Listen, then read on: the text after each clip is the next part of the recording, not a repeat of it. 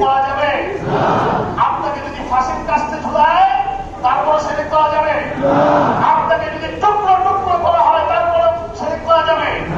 আপনাকে যদি আগুনের ভিতরে পোড়ানো হয় তারপর শিরক করা যাবে? দুনিয়ার পরে মানুষকে ভয় পাওয়া যাবে?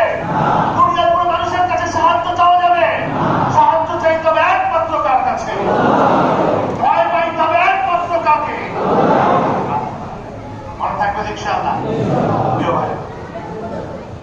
দ্বিতীয় ব্যক্তি হচ্ছে বিদ্বেষ পোষণকারী। বিদ্বেষ পোষণকারী মানে কি? হিংসা। কি ভাই?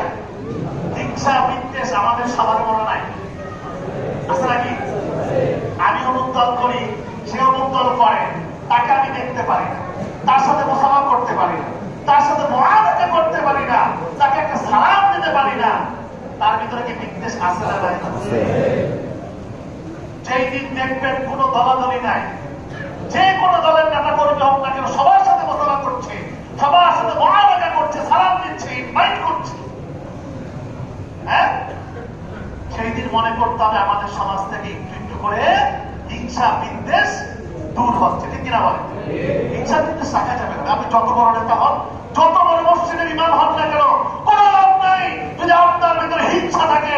এই হিংসা আপনার সকল আমলগুলোকে বরবাদ করে দিবে। ঠিক কিনা বলেন? যেমনি ভাবে বরবাদ করে যায় আগুন, কাঠের ভিতরে আগুন জ্বলতে জ্বলতে জ্বলতে জ্বলতে একটা পর্যায়ে কাঠ থাকে কি করে ফেলে? ছাই করে ফেলে। ঠিক কিনা বলেন? একই ভাবে হিংসা বিদ্বেষে আপনার সকল আমল নষ্ট করে। প্রিয় ভাইরা, তাহলে হিংসা বিদ্বেষ এটা মনের ভিতরে রাখা যাবে না। একজন মানুষ ভালো বেচা কিনা হচ্ছে, সমস্যা কি? আপনিও তার মতো সময় দেন। সে কিভাবে ইনকাম করছে, কোন পদ্ধতিতে সে ভালো কিছু করছে সেটা আপনি খেয়াল করেন।